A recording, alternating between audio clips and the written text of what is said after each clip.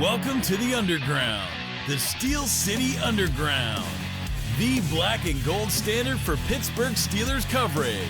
Now, here's your host, Joe Kuzma and Zach Celadonia.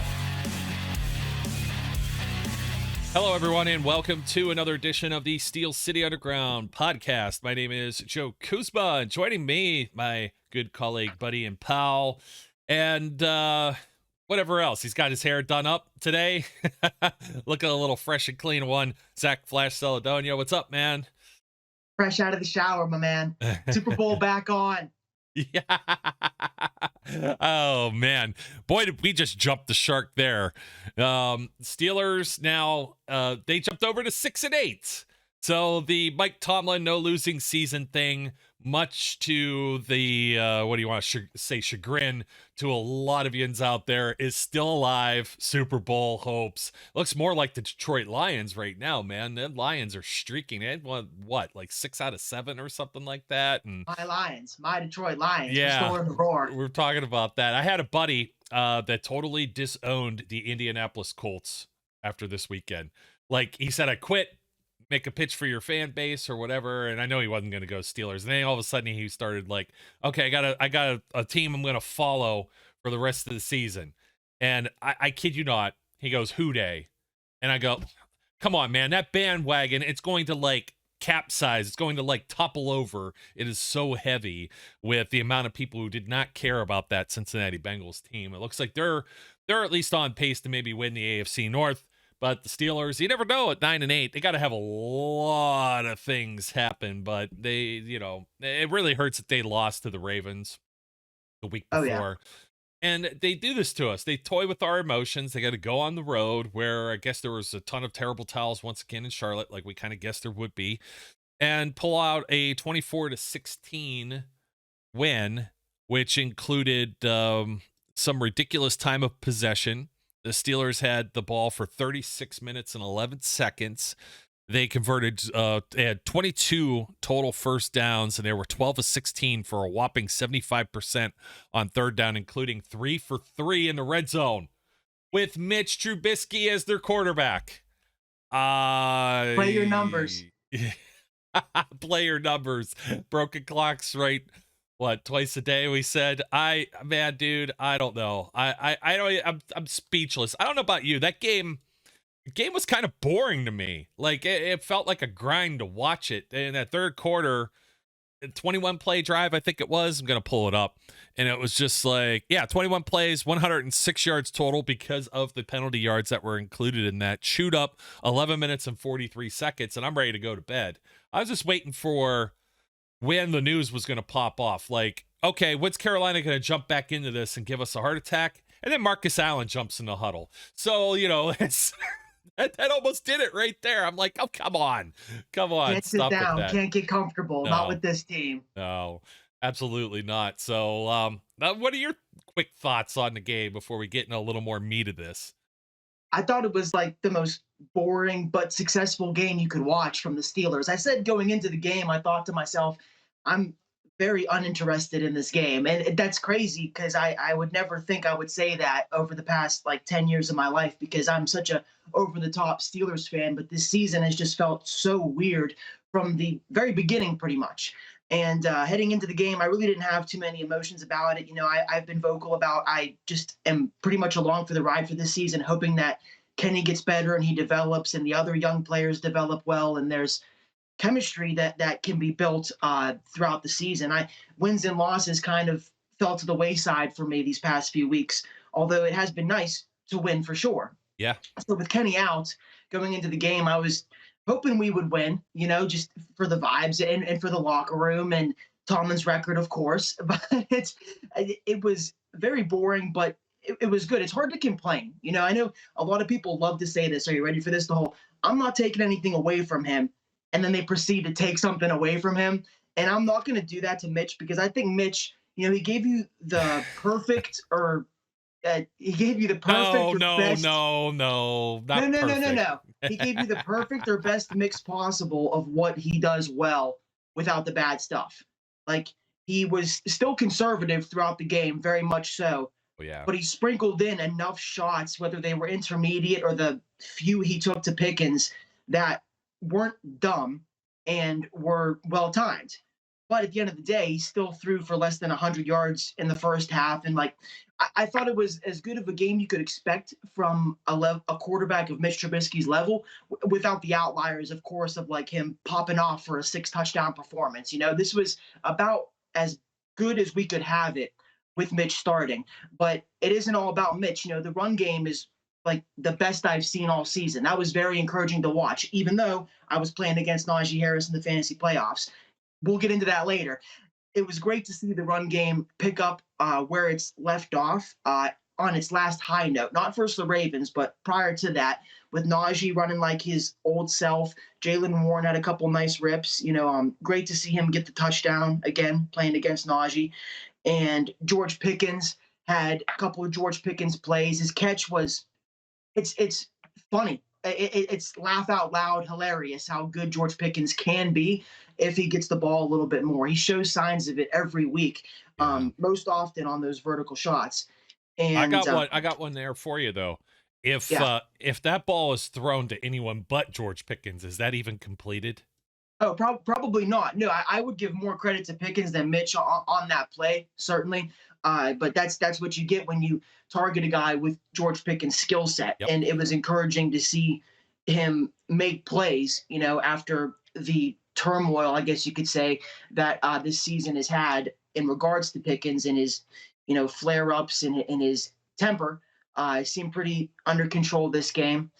So you said it perfectly by calling it a boring game. It was boring, but most of the things we saw were good from an offense, defense, and special teams standpoint, except, of course, for Marcus Allen's penalty, which still have no idea what he was doing. It maybe you want to check his phone for a DraftKings or a FanDuel account, because I don't know what he was trying to fix there by going into the other team's huddle, like grabbing their players, talking to the coach. It's like he got a concussion in between plays and was confused as to where he was at. I had no clue what he was doing. Yeah, and you know what? There was a time after that long drive. Well, we'll get to that in a second.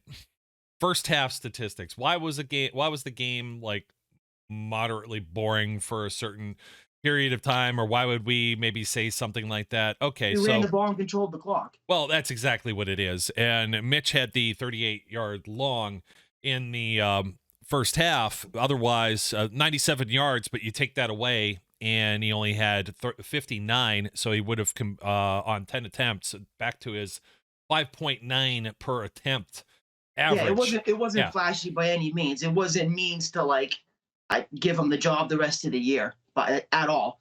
Yeah, it was more like let's prevent this guy from doing anything stupid that could hurt us and lose us the game. He game managed, and that's in a nutshell what I was trying to describe earlier. Is that he did a good job doing what the Steelers asked of him. I'm not blown away impressed, but as far as not losing us the game and making the necessary throws he had to, that was all well and good. The one thing I noticed, and I'm definitely not the only person to notice this, but that little outside comeback route that Deontay runs, that's like him and Mitch's bread and butter, man. They ran that numerous times in the preseason and in Mitch's few starts to begin the season, and it's always there. Deontay's always open for it. So that throw in particular, that play, Deontay had 10 catches for 99 yards, something like that. I swear 5 of those catches were those little comeback routes, or deep comeback routes, I should say. He runs about 15 yards, comes back to 12, catches the ball on the sideline. It is always there. And it was encouraging. It was even more encouraging from the standpoint when you look at the coaching staff as opposed to Mitch, that the coaching staff on offense, they were able to recognize that, hey, we got Mitch for another game here. Let's go into the film here. Let's see what throws this guy's comfortable with, what throws he can make and not cost us this game. And that comeback route to Deontay was just, it was there all game. And I think the coaches expected that going in, and that's why they called it 1,000 times. Yeah, we've talked about that before. That's definitely. I sat Deontay, would have got me 20 points in one of my fantasy games, but I don't trust Mitch. I just don't. No, I sat Pickens for Dante Foreman because I thought Pickens wasn't going to get his chances. I thought Mitch would manage the game even more conservatively than he did. I didn't expect Pickens to really do anything, and I didn't expect the 85 Bears to show up on defense for the Steelers and stifle Foreman to I think he got 0.9 points. I won the game. Yeah, 10 carries, still, 10 carries, 9 yards. Exactly. Yeah, 0.9. Yeah, and Chuba Hubbard, 4 for 10. They ran for a total, if you count Darnold, with 2 for 2, including, I have no idea what they were doing on that. Was it 3rd and goal, or they were down there in the red zone, that 3rd down play where Darnold just kept it? Like, what do you? He's not outrunning anybody. Like, that was they think that there's this misconception on Darnold. He's this great athlete because he's scooted a couple times and gotten loose for some first downs. He's more of a pocket passer. Yeah, he is. I saw Tom Brady try and do something very similar, except in much more slow motion, almost like he paused the TV against the Bengals, and it was so painful. It was like he was running through quicksand. You think something's wrong with your connection or your Wi-Fi? Tapping on the TV. That don't even work anymore. It's not the old rabbit ears. Now it's like you either get it or you don't. At least before it would come in fuzzy ghosts. You might see a boob or something. Cable TV with the blurred out channels, but or you think it is. It's probably like an elbow.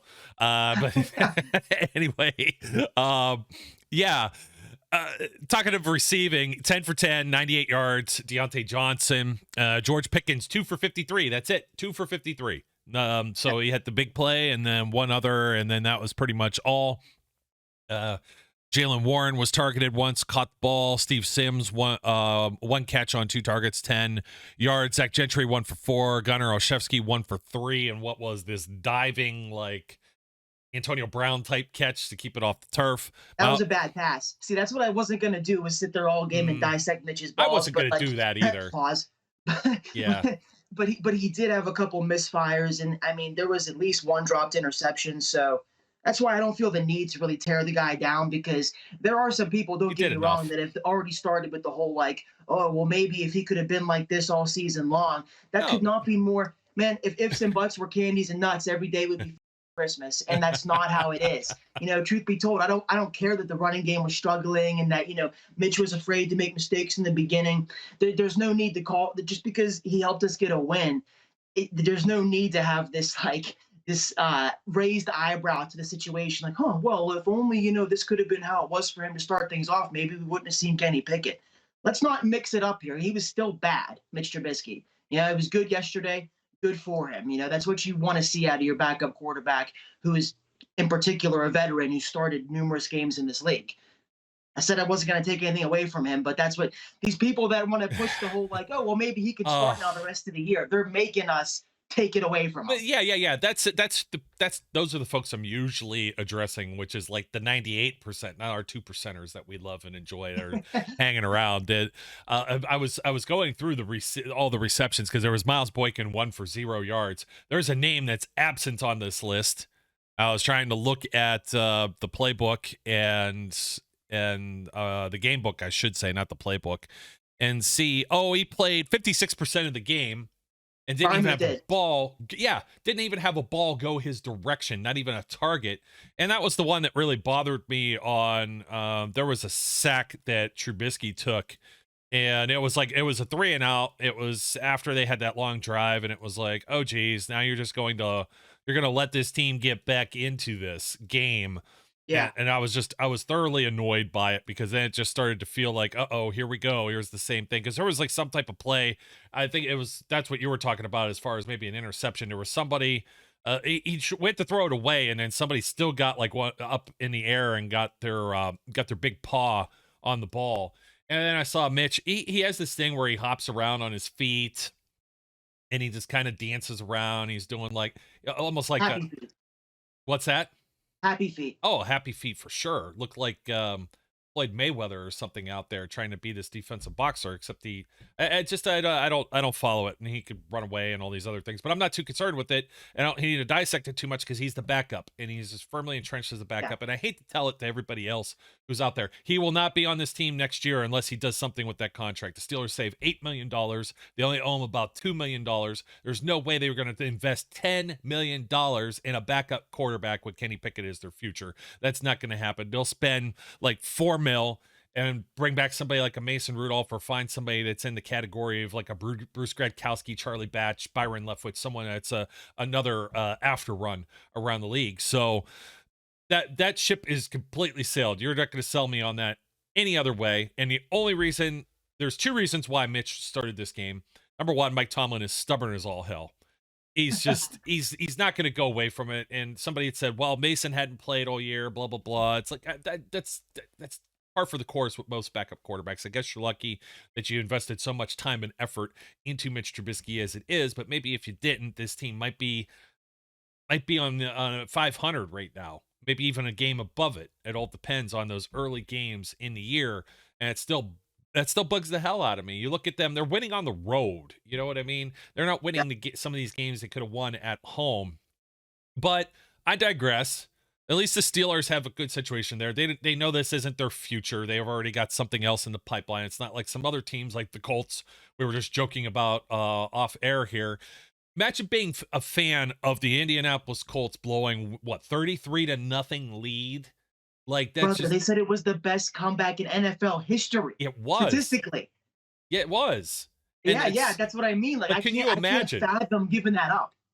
Can you imagine that if you're a Steelers fan, that happens to you, and somebody somewhere will just still say, fire Mike Tomlin.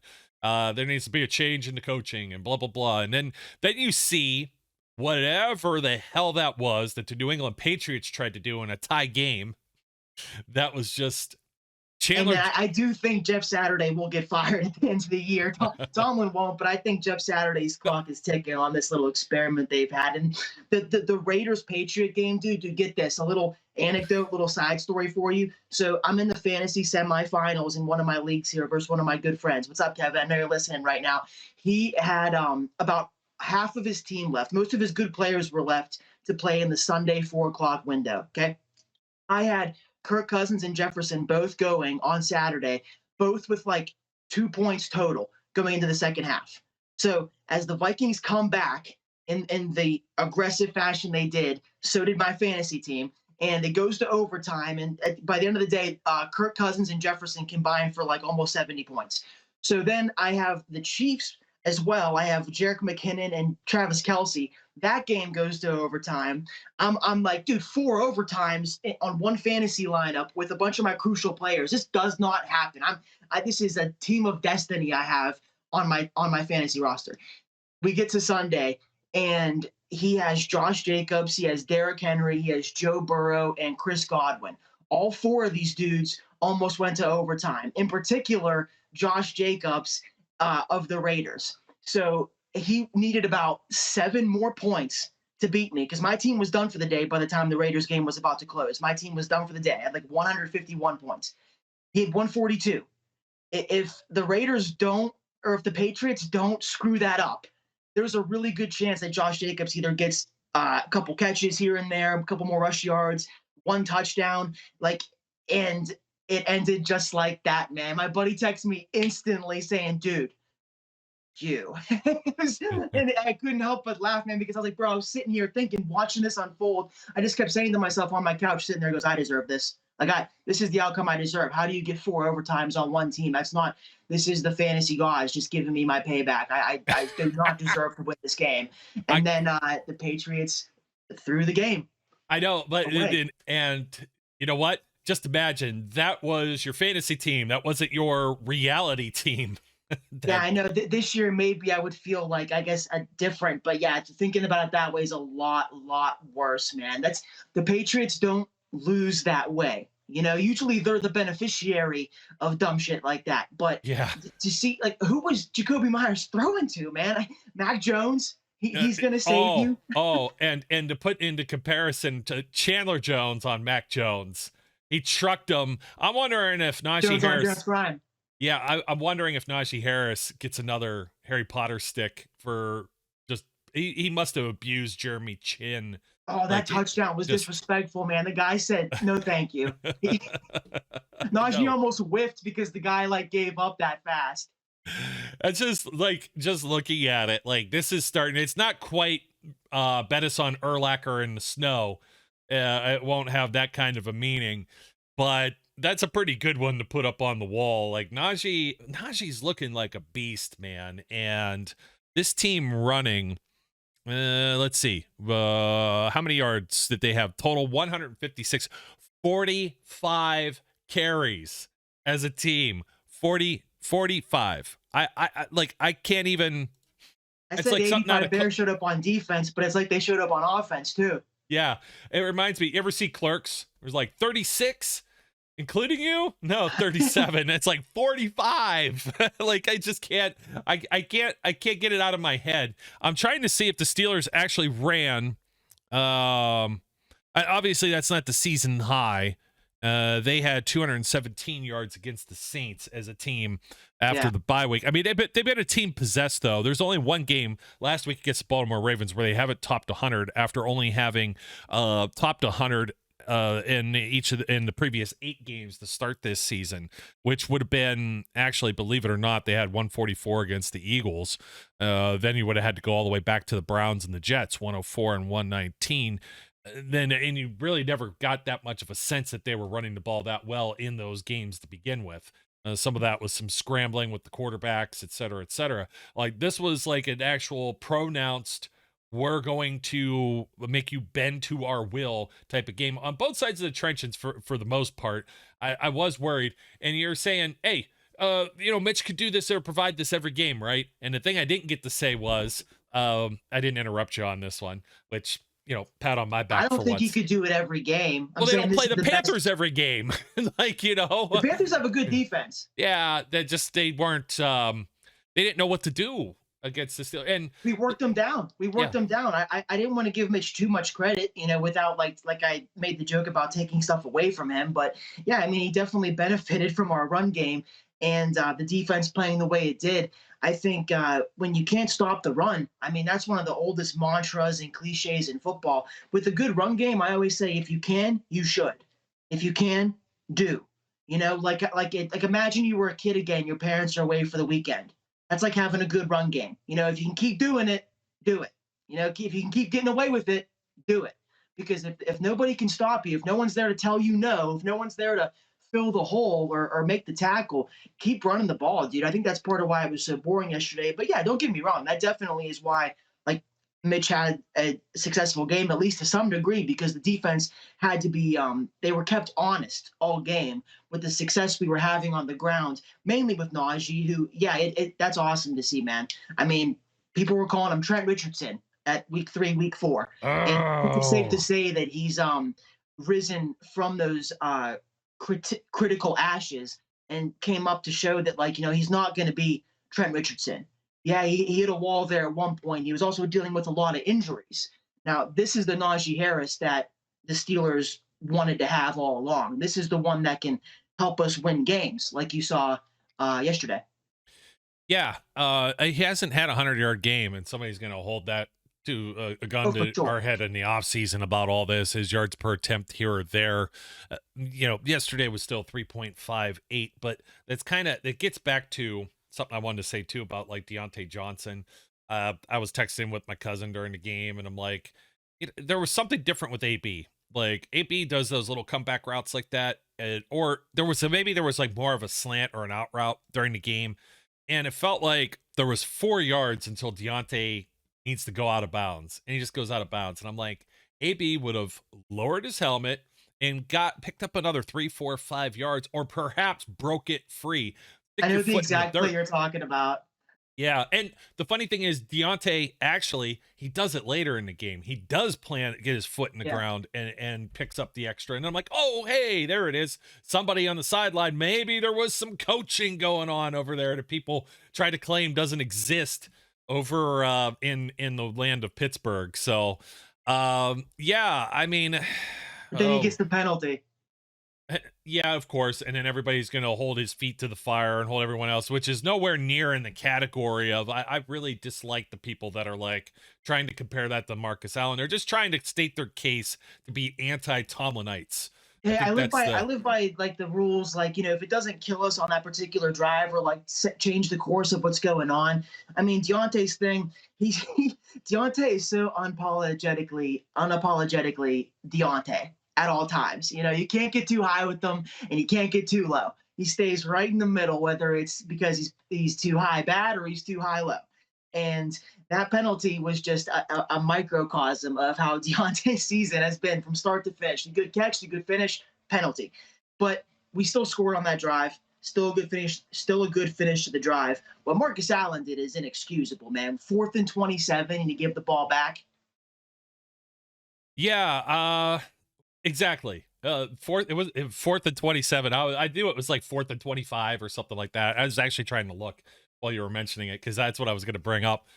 And again, it's like, I don't know if he's trash talking, or it was almost like he went over there to start like explaining like, well, you see what happened with my homework, Mrs. Robinson, is like blah blah blah blah blah, and it's like nobody wants to hear it. Consoling the guy for doing something wrong, and the coach was like, "What are you doing over here, guy? Like, get out of town. What are you doing over here? You nut." None of that made any sense. So, but yeah, some good performances. Deontay, George Pickens for the little bit that was there. We talked about this throughout the course of the last few shows. What is there that the Steelers have to show you in these last few games? Maybe compete for a playoff spot at the very end. Would that be nice? I know there's some people, I'm going to tell you, I draw the ire of my child. We were out at the grocery store after the game yesterday. And of course, I got my Steelers stuff on because that's how I roll. Friday, Saturday, Sunday, for the most part, unless it's college football Saturday, then I might be rolling my Youngstown State, Ohio State stuff. But yeah. So the kid, some guy notices me, and he was like, oh, gives me the thumbs up, and I forget sometimes. It's like, hey, this is half my wardrobe anyway, Steelers stuff.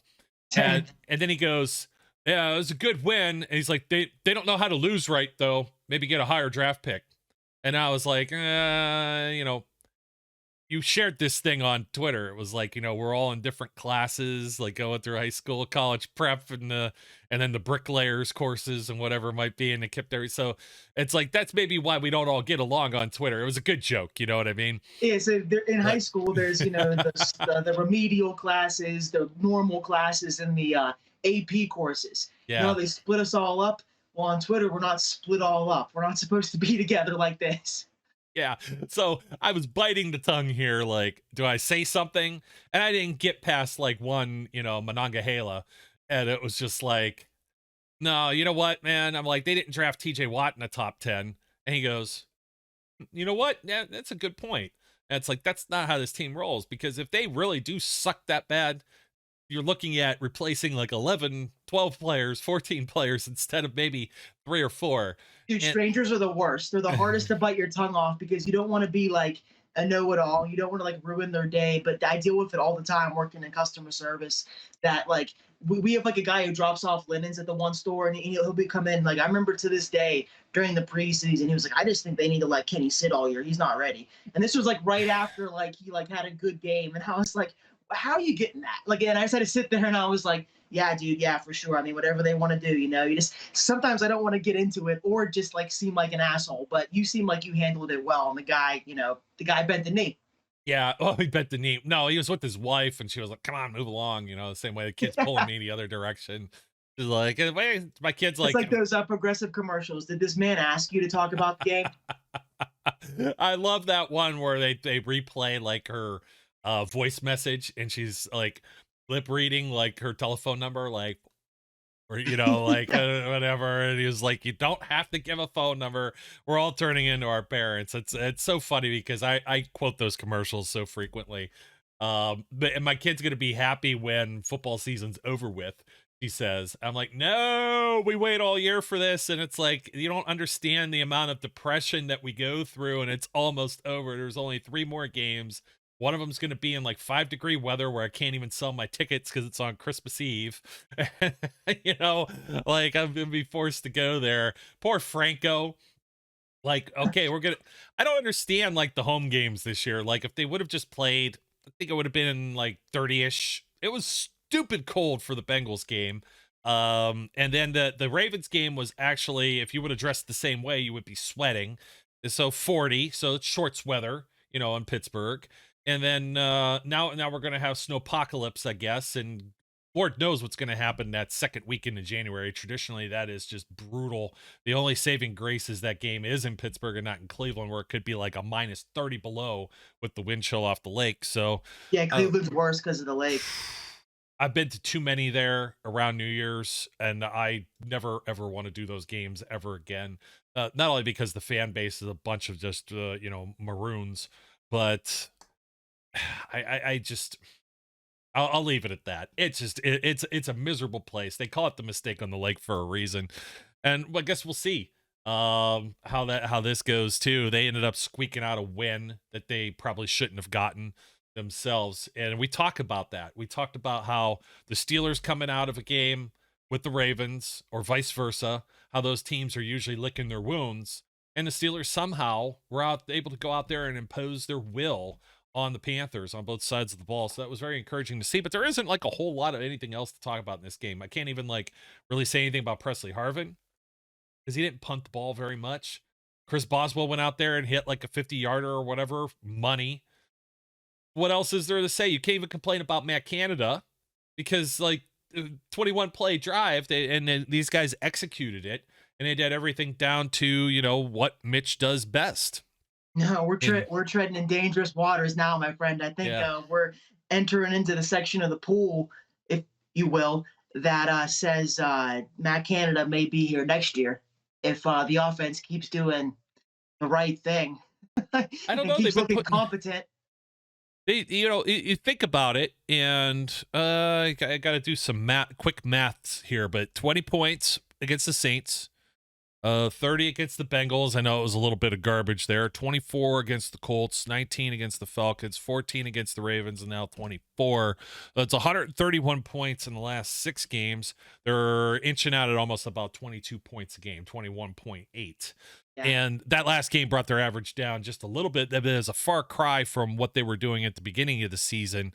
Most of their games they were struggling. They only had the one against Cincinnati in overtime where they actually scored more than 20, and now they've scored more than 20 in half of these, and they've gotten to 19 and 20. So really the only one, which is always a close game against the Ravens, being that kind of the one that stands out there is maybe bad game, so to speak, but tough.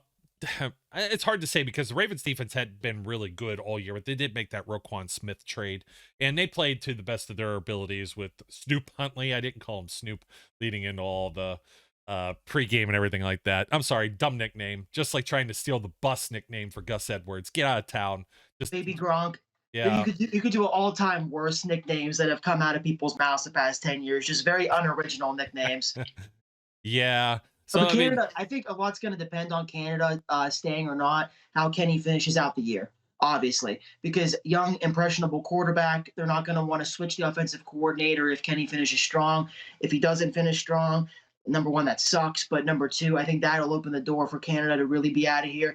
It's just like I'm joking and laughing about it, but if you're going to finish the season strong and the offense looks like it's building continuity, there is this like elephant in the room that people don't want to talk about, and that is the possibility of Matt Canada staying. The offense, I mean, we pretty much broke it down. There's really nothing else to dissect, really. The protection held up well for the most part, too, on the offensive line. Took a couple sacks here from Mitch. But TJ Watt, I think, might be getting healthier. I don't know how good the Panthers' offensive line is or bad, but this was the best I've seen TJ since week 1 versus the Bengals. So that was great to see. I didn't think there was anything wrong long-term with TJ. I wasn't that far gone, calling him his brother and like, oh, it's coming back, the TJ Watt injuries. I just thought he was playing injured and wasn't playing to his fullest self right now. But versus the Panthers, he was on a terror. His sack, you could like feel his energy through the TV, man. Like his helmet popped off. He was so excited. And Cam Hayward had a great day. Ogunjobi had a great day. Highsmith had an awesome day. So Steelers front seven really impressed me. Terrell Edmonds at times playing physical in the box. Just an overall good day from the Steelers. Yeah, Edmonds definitely looked good. TJ looked really good. That sequence we talked about with Marcus Allen and that penalty screwing things up, that was the Highsmith and then Cam Hayward coming in like a grown-ass man. Some really good plays. Popped him right in the sternum. Yeah, some really strong play from all of those guys. I was trying to figure this out too. It's good. We should mention a little bit about the defense because there is a little bit of audition here. I think Larry O was actually on a quote or on record saying he doesn't want that hanging over his head. Could have been Montrevious Adams. It was somebody on the defensive front there. That was what talking about Tomlin's record and didn't want to be a part of that team that would be the first losing team for Mike Tomlin. And I was thinking to myself, I keep thinking, it's like, who or what are you going to evaluate? You don't have a whole lot of rookies or young players that haven't already played. That's been part of the problem when players get hurt, is they don't have the depth because the guys you've been drafting are immediately going out on the field, which never used to be the Steelers' way, which is why the people are all kvetching about Kevin Colbert and Omar Khan and Mike Tomlin, this, that, and the other thing, because they don't understand that. And much like many years ago, is key in coaching. Yeah, and you lose Bud Dupree to free agency, you lose Mike Hilton to free agency, you lose Stephon Tuitt to retirement, you lose DeCastro and Pouncey and Alejandro Villanueva. That's a lot of different bodies and talent that you have to make up for, let alone your franchise quarterback that's going into Canton at some point, who Devin won your Bush's team. knee. Yeah, and that's adversity too, because you counted on him to be, that's been my quick point is Devin Bush had a really nice play that I saw early on where he shed a block and may have even had a tackle for loss. I would have Good game. Yeah, he looked good. I don't think it's going to be good enough to stick around, unfortunately. It wasn't registered as a tackle for loss. He had 4 combined, 2 assisted, 2 solos. Alex Highsmith will still be around because he's in the 3rd year of his contract. Then you're going to have to see if that guy is going to get paid. It'd be nice to keep somebody around like that, because when you have 2, it makes it better, because you can't just double everybody, and you still have Cam Hayward. But Larry Ogunjobi, he's been practicing like once a week. He's always injured. He's always got something that's going along. And so much so that he makes a play on the field, and the announcers are talking about this guy instead, 93, Mark Robinson, who played all 7 snaps in this game on the defensive side of the ball. Yes, he got a helmet, and they had like talking points for him, and I was utterly confused, because even if you go back to the game book, Larry Ogunjobi is the one who's making these plays early in the game, like in this first quarter, stuffing the run in that. I'm like, that's not Mark Robinson. I don't know if he came out there very first thing. He might have been out there. Robert Spillane. I've changed my mind. That's just generic broadcasting 101. They had bullet points written down they wanted to touch on as soon as they saw 93 on the field, Robinson, regardless of what he was doing. It was 99. Like, okay, here's our chance to talk about him. They couldn't read the other number. It was like 99 instead of 93, or even 98 may have been out there. But that's Larry Ogunjobi. Is he going to be around again next year? He was supposed to land a big contract. Is he worth a contract of that nature? He's still a younger guy. I would like for him to stay, but I think he's going to get more money elsewhere. I would think so too. They need somebody strong in that spot. Can it be DeMarvin Leal? Already saw somebody. I had mentioned this to my cousin. And it's funny because somebody else already looked it up on Facebook, and I already was mentioning it on Facebook first thing this morning. JJ Watt will be a free agent next year. Don't get me started, dude. He's going to be 34 years old. I mean, he might still be able to get something out of him, but yeah. Could he come for a discount? Maybe will he take a rotational role and mentor with his brothers? Yeah. Possible investors, maybe the Steelers. So, I swam up that river like 2 years ago, and it was fun. And JJ Watt definitely leaned into it, posting pictures of TJ Watt shoveling his driveway, being all like, I wonder what this is about. Like, JJ knew what he was doing, and then he goes to the Cardinals. So I'm not really like okay with the way JJ treated Steeler fans, but if he wants to come here for like veteran minimum, I'll take him. Steelers West though, so that's the whole thing. Oh yeah, I guess Connor's over there now. So they need an off-ball linebacker. They need an inside linebacker other than Miles Jack. Miles Jack is not a guy that they have as a 3-down back. The Steelers. Yeah, I know, dude. That's why I want Bush to stay, though, because I don't want them to waste a high pick on a linebacker, because Bush and Jack, I think, can be solid enough. But I would give Devin Bush the Deontay deal, but for a linebacker. See if he wants to stay for 2 years at a modest rate. And if not, see ya. I think that's fair enough, but I think on the priority list, Cam Sutton, maybe even Terrell Edmonds. I think finding another safety is difficult. Finding it, but where can you upgrade at? They developed Edmonds too, homegrown, so they probably want to try to keep him. Yeah. It's are you going to have that much of an upgrade to Edmonds? Whoever plays in that spot's never going to be flashy. And the same thing with Larry O too. He might get some sacks here or there. I mean, Tuitt was just coming on. You need somebody that's very strong up front. and can stop the run and get after the quarterback and probably play every down. And I don't know that he can or has. They still are going to rotate, and they still have Liao waiting in the wings. So that's where I'm thinking. It's slipping my mind. Like, do you know our salary cap next year? I thought we had good money. I could look it up real quick. Because would you take Javon Hargrave back? Oh, I don't know that Javon Hargrave is actually going to. Yes, I would, and I would take him over Larry O. Absolutely, but he's going to make the Pro Bowl this year, and it's going to make it very difficult. Where he's going to make the Pro Bowl now. The Eagles, I can't say where their salary cap is either. So let me see. People are talking about it like as if he's definitely out of there. Like they won't have enough to like keep him around. So that's why I'm curious if we would have enough to entice him to come back. But I don't know. That's totally a pipe dream right now. It's just something I see people talk about from time to time is possibly getting him back in town because they think that would be a big help. Well, obviously it would. He's a great player, Javon Hargrave, but I don't know how much he would cost or how much money we have next year. I agree with you, though, that you can't go wrong adding to the defensive line, whether it's going to be in free agency or the draft. I'm all for that, about with Cam and Leal. Yeah, so you know what they did with Hargrave? They had these void years. The Eagles owe him about $12 million on a voided contract, so he will be a free agent next year. That's how much money. He was almost at. It was 3 years, probably some restructure of the funny business that they do. 3 years, yeah. 39 million when he signed that. That's not outside the wheelhouse of the Steelers. They will put that money into two guys on the defensive line. They've consistently done it over the years with different players such as Cam Hayward, Stephon Tuitt. I even want to say Aaron Smith back in the day as well. The Eagles are looking at only about, this is projected from overthecap.com, by the way, so it's not just off the top of my head. I could pull it up a little bit, blow it up a little bit. They're at like 15-3, it's showing. They got the Steelers at about 20.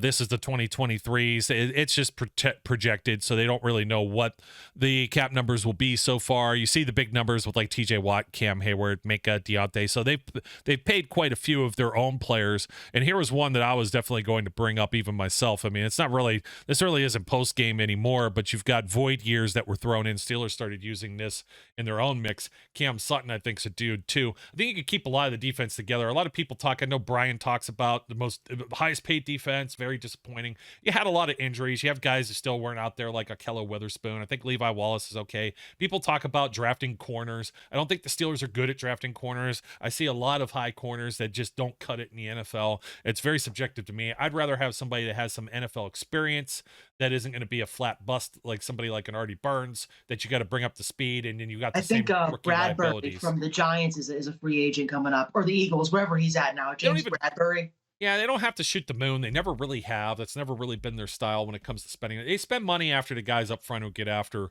the quarterback. That's usually the Steelers' style. It's going to be defensive line. It's going to be their edge rushers. They did it with Woodley. They did it with Harrison.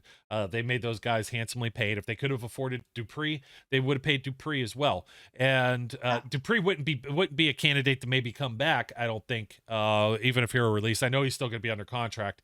But with Alex Highsmith right now, there's no way. You're not pushing Alex out of the way, double-digit sack guy, you know what I mean?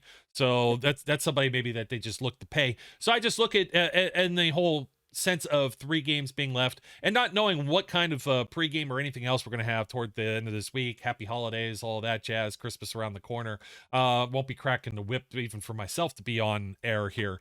So we'll see what ends up coming for all of you folks. I know you're going to be running around busy, wrapping gifts and all that other stuff. Maybe you throw on a show and support the program. So we appreciate you doing that as we close this out. But it's just these last 3 games, the game yesterday, it's like, who stands out to you? Those are some good names. We already mentioned Bush and Edmonds and Sutton and Larry Ogunjobi, aside from some of the other guys. They started to play like they really were to play because they weren't all on the field together. It's kind of like that offensive line type thing. It's like that brotherhood. It's like that trust. Is this guy going to be here? Is this other guy going to be here? And having a knowing for your teammates on the field. And when you don't have those guys out there and you're playing Josh Jackson at corner or I still Spillane. Spillane still bugs me, man.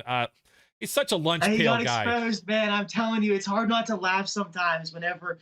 I know he's not supposed to be covering running backs or receivers, but whenever one gets lined up on him, he gets to be 10 times out of 10. Sending him on a blitz just looks silly too. It's like they send him in there. He doesn't have the athletic. It's why he's an undrafted guy. He doesn't have quite the athletic traits. He makes up for some of that with his instincts, but he's always he's just a step short. He's got limitations. You know, he's got limitations, and he's got it up there. Yeah, it's physical. The players have limitations, and they can still be good for you if a coaching staff realizes the limitations and puts the player in situations to win. I.e., isn't it funny how nobody complains about Derek Watt anymore? Mr. First Down, Derek Watt. Yeah, that's hilarious too. And he's only They there. found a role for him this year. That's why they got to bring JJ back too. Well, he'll be a free agent as well, highest paid guy on offense, and we know everybody dumped on Edmonds too, and I think Edmonds was really great. Actually, Tremaine might be up too for free agency. So interesting stuff. That's definitely somebody that they had their mind on in the draft. There's no way he was going to fall to them in that position, but. If they get J.J. Watt and Tremaine Edmonds in here, the they will eat that shit up every game. Oh, they have 17 brothers on one team. I don't know. Maybe Bush's old man could come out of retirement or whatever, and they could have just a whole Joey giant Porter. family. Maybe we could see what Sam Highsmith could do too. Yeah, he's got the energy. I see him in the stands. Oh yeah, Porter. That's another hot one, isn't it? Well, but Tomlin loves his the nepotism and the bloodlines, man. Absolutely does. So it sucks talking about looking ahead, but you could see where. And everybody's going to be like, what are you talking about? What about offensive line? I'm not totally sold down the river on Dan Moore, but I am on Kevin Dotson. I think Dan Moore might be able to get by, but you're going to bring in some type of competition. It could be a free agent. It could be draft. We'll see. The Steelers has just never been their style to draft an offensive tackle. It's just never been their style. I think they'll be in prime position for a guard at 17 or 18 maybe. Yeah. If you got somebody that's just right there on the clock like a David DeCastro was, it could be an elite 10-year player or more. That's where they're going. And they're going to have that interior of the line all locked up. They could even go, like I said, they could even go center. I don't know if they'd go that high. Maybe Mason Cole swaps over and becomes a left guard too. Don't know that. But we just know it's not going to be Dotson or Kendrick Green. That's for sure. Their future, their time's numbered. And Dan Moore, he'll still be around, whether he's an experienced backup swing tackle or they end up going another direction there. But they'll have, I'm not going to say they have a ton of money. We're going to have to see where the salary cap kept going. And then COVID, completely the pandemic, and Ben Roethlisberger's contract completely killed their hopes. It's amazing they fielded a team a couple years ago, and now that's what's been killing them, and that's what they're catching up to. And people, we don't say rebuild, and they say reload, and etc. That's what it's referring to, because there's a baseline there. They had some money this year. You're finally going to get some of these other guys off the books completely. You still have some big contracts of the guys that you did bring in, draft well, or in the case of Minka, a smart trade. I still am not going to pan any of the decisions that this team made, because Kenny continues to grow. Look at what Trevor Lawrence is doing right now. And I dropped him in fantasy, dude. I had him early on because I was just playing, quarterback roulette. I've had Geno Smith. I've had Justin Fields at times. Dude, me too. I picked up Cousins last week, okay? I was that desperate because I had Lawrence, I had Kenny, I had Danny Dimes, I had Aaron Rodgers. I couldn't nail quarterback on this team. And I saw Kirk Cousins available. I saw his schedule left. I was like, this is my last chance. And Kirk came through. Cardiac Kirk, baby. 1 p.m. Kirk. I'm telling you, 14 touchdowns to 1 interception, Trevor Lawrence. So if you start to see that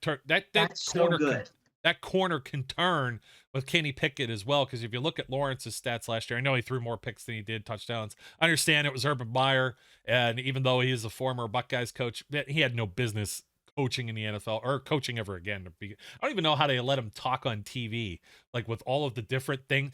Think about how much controversy this dude's been around, and they allow college him. Fans are the best. They have no shame. There's signs in the back. There's chants. We want Urban. After Michigan beat Ohio State last time, there were "We want Urban" chants right behind him. Yeah, there always is, and Florida people would take him back too. Yeah, well, with college and probably all the shady recruiting, but that's I don't know, the NIL and that everything. It's a different landscape in the college game now too. So that's gonna turn some of your.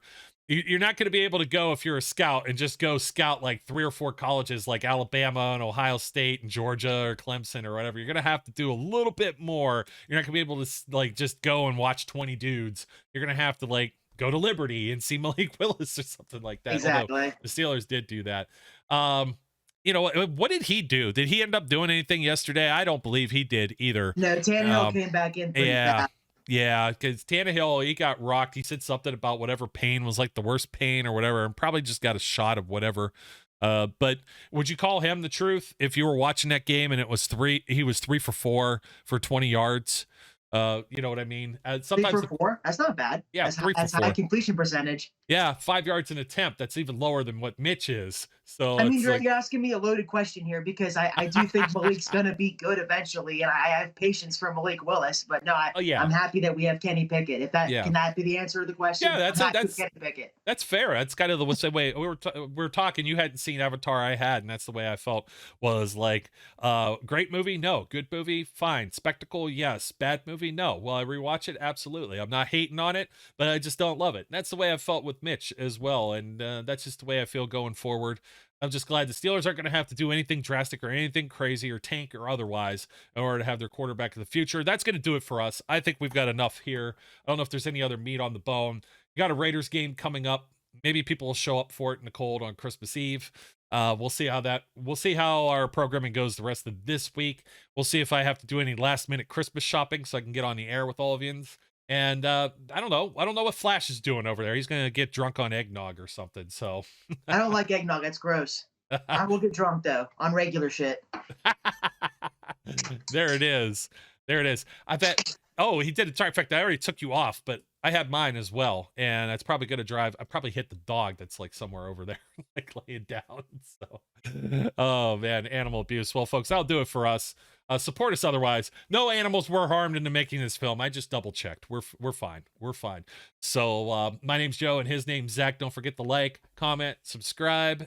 Also head on over to steelcityunderground.com/shop. We've got t-shirts and stuff. And I know Flash is always pimping stuff on his Twitter too, so make sure you follow him at ZFlashNFL on Twitter. Mine's Joe_Kuzma on Twitter. Just a little bit of personal plugs here, and you can follow Steel City over on Twitter, which you'll find in each of our bios or handles anyways. And that'll do it for us. Until next time, I've already said, my name's Joe, his name's Zach. As we always do, we encourage everyone out there to be safe, be good, and we will catch you later. We would like to thank you for listening and remind our listeners to follow us on social media and our website, www.steelcityunderground.com.